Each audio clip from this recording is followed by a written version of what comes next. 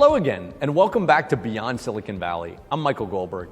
Entrepreneurs in Silicon Valley have an array of options to provide the financing and support they need to grow their companies, including seed accelerators, well-developed angel networks, and a vibrant venture capital community. Private sector investors are putting up the capital to support these investments with a focus on achieving a healthy return on investment. But what if you're an entrepreneur and you live in a transitioning economy where private investors are not willing or able to put the resources necessary into early stage capital vehicles? During the next 3 lectures, we will examine how government and donor resources are being used in communities like Cleveland to support access to capital and mentorship. In this lecture, we will look at seed accelerators, and some of the key points you'll learn are the history of seed accelerators and why they are important, how seed accelerators work, and measuring the success of seed accelerators. The seed accelerator movement started in Silicon Valley in 2005 with the creation of Y Combinator. It incubated several successful companies, including Dropbox and Airbnb. Entrepreneurs apply for admission to seed accelerators based on their idea and, if accepted, receive mentorship, training, and support over several months in exchange for giving up an ownership percentage of their company to the seed accelerator. Seed accelerators try to provide their portfolio companies with access to talent, business development partners, and follow-on investors during the program. Y Combinator is funded by private investors whose investment is driven by a focus on making a profit. There are now approximately 200 seed accelerators around the world. Unlike Y Combinator's private investment model, most of the seed accelerators in transitioning economies are supported in part by governments or donors, since the private sector alone is not providing the necessary resources. Entrepreneur Mike Belsito is the co-founder of eFuneral.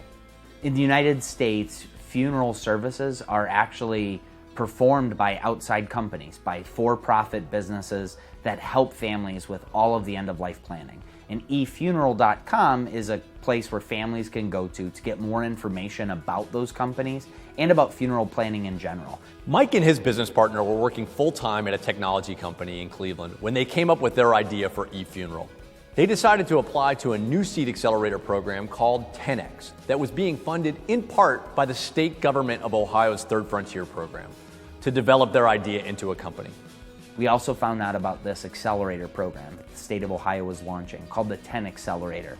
And basically it worked the same way that a lot of accelerators work, where they offer a small amount of money, it was $20,000, and in this case it was a grant, so they weren't asking for equity, but it was a grant where we wouldn't have to pay it back. But the real key to us was they're offering a lot of mentorship. They're offering connections to entrepreneurs that have done this before, to investors, to people that can help us realize our vision. And so we decided if we could get into this accelerator program, that might be the opportunity where this could be more than just a side project where we're researching mornings and nights, and we would actually dedicate ourselves full time. Dorothy Bonnick believes it was critical to provide entrepreneurs like Mike Belsito with early stage capital. And what we needed to do is find the tools that they needed once they got the bug about being an entrepreneur. They needed early stage capital, they needed mentoring, they needed legal and accounting systems that were geared for a startup, not for a billion-dollar corporation. And so we were really changing our whole way of thinking about business and the infrastructure necessary to support an entrepreneurial culture. If the state government of California is not putting public resources into Y Combinator, why is it considered necessary for the state government of Ohio to fund seed accelerators? Lisa Delp is the former executive director of Ohio's Third Frontier program. In addition to losing our manufacturing jobs in Ohio, we also suffer from a brain drain. Our kids want to go someplace where there's exciting opportunities, there's startups, there's entrepreneurship, and they're attracted by things like the Y Combinator and Techstars, and the other organizations that have created accelerator programs that say, come to Silicon Valley and we'll help you start your business and it'll all be wonderful. We didn't have anything like that in Ohio. We didn't have any opportunity to give those young students who had that idea and that entrepreneurial spirit. So the Third Frontier brought in a new program called the One Fund. This came in about 2010, and it was designed to help accelerate those companies, to provide the resources to an institution, a university in the early stages, that would mentor and coach those young entrepreneurs through, get them started in business, and then bring the rest of the network around them to provide the services and the capital resources and the later term coaching and the talent and all of those things. Similar to the Third Frontier programs we discussed in earlier lectures, seed accelerators that want to receive a grant from the One Fund are required to find local matching private investors or donors. Morris Wheeler is a leading angel investor in Cleveland. The One Fund match, I think, is a very interesting and important way for an accelerator to work. In my view, for an accelerator to ultimately be successful, and for the startup community to ultimately be successful, private capital needs to be engaged. And what the One Fund match does is it allows a group to raise money from private individuals and essentially leverage and give them a higher return than they would have had by having the matching fund. Entrepreneur Mike Belcito argues that the support he received through the 10X Accelerator by the Third Frontier was critical. I think it's interesting that the state of Ohio decided to start their first accelerator program as a nonprofit accelerator, as a sort of a government venture. I think the reason why they did that is they realized that competing with Silicon Valley is something that's really difficult to do, and in fact they have to act differently if they want to get companies to start their businesses here as opposed to Silicon Valley. So from the state of Ohio's perspective, yes, it does take a little bit of money to put in and start this program and continue to fund it, but at the same time, they're seeing tech companies get their businesses started here, rather than it be just a foregone conclusion that, hey, if you want to start a tech business, you're going to have to go to San Francisco. They wanted to actually take action. They actually wanted to do something about seeing these entrepreneurs leave and try to keep them here. And I could say with our experience, it was a big reason why we stayed here. The fact that we could access those funds, even though they were a small amount of funds in the grand scheme of things, and never have to pay it back, right? It came to us as a grant. That was really attractive for us as opposed to going to an accelerator where we had to give off equity right off the bat. There are different ways that government or donor support can be structured to back entrepreneurs through seed accelerators. As Mike describes, the investment he received from the Third Frontier through the 10X Seed Accelerator was structured as a grant. Another scheme utilized by the Third Frontier allows seed accelerators to use the One Fund grants to take equity ownership in the startup companies they are supporting. Typical terms for an accelerator in Ohio is to take 8% ownership for a $25,000 investment. Most of the seed accelerators in Ohio, including 10X, are organized as nonprofit organizations.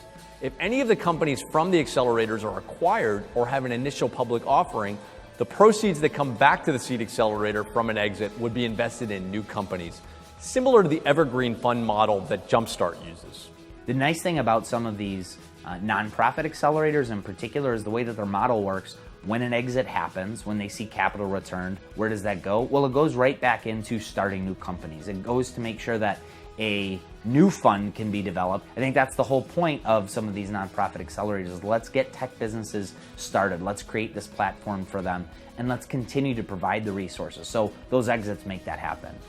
Although only a handful of accelerators in the U.S. are beginning to see some of their portfolio companies grow significantly, the accelerator model is spreading quickly, both in the U.S. and internationally.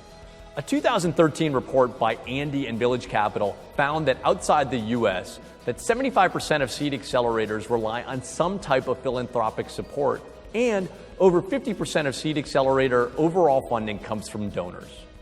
K-Lab in Kigali, Rwanda is an example of such an international seed accelerator. K-Lab's funding comes from the Rwandan government and foreign donors. Giovanni Kagoba is the general manager at K-Lab. With us at K-Lab, since we get people from ideas, our success, we measure it when that company or that startup can begin making money that can let it move out of our space. So with that, we're not really looking at big sums of money, because we're really looking at them break even and go out and be able to hire their own offices and create jobs, maybe hire 2 or 3 more guys. Because as you know, developing countries already have a challenge of high numbers of unemployment. So whatever small an impact that the tenant can make outside, to us is considered an achievement, a success story. Despite their short history, seed accelerators have grown rapidly worldwide in the span of 9 years. The Silicon Valley model for seed acceleration is not feasible in transitioning economies, so government support and donations have provided alternative ways of supporting entrepreneurs. For this model to work in transitioning economies, governments and donors are being asked to provide support alongside private investors to fund accelerators. It remains to be seen if the seed accelerator model will ultimately be successful in helping transitioning economies develop and scale startup companies. Eventually, investors in startup companies need to exit their investment through an acquisition or an IPO for there to be a return on investment. Time will tell if entrepreneurs in Cleveland or Kigali can create compelling enough startup companies and seed accelerators to achieve even a fraction of the financial returns coming from the top accelerators in Silicon Valley. Some have commented there might be a seed accelerator bubble, given the rapid spread of the model across the world. Nevertheless, the spread of the model is a good example of the type of creative intervention that transitioning economies are using to help young entrepreneurs turn a business idea into a company. In the next lecture, we will look at what transitioning economies are doing to help encourage angel investment through a variety of incentive programs. See you next time.